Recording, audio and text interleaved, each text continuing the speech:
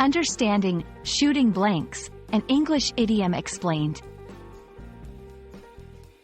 Hello everyone, and welcome to our English language learning series.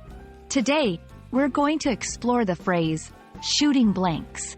This idiom can be a bit tricky to understand, but by the end of this video, you'll have a clear grasp of its meaning and usage.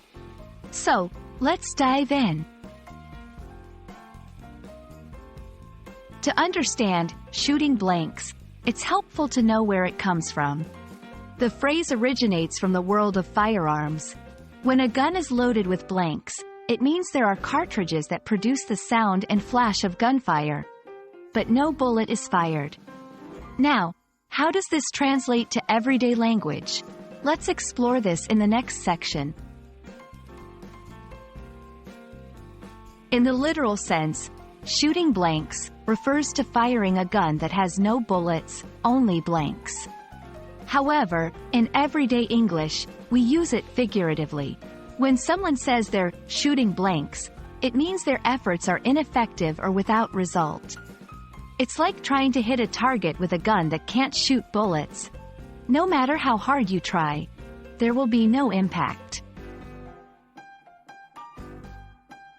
Let's see some examples to understand better. 1. In a conversation, imagine someone is trying to solve a problem but keeps failing.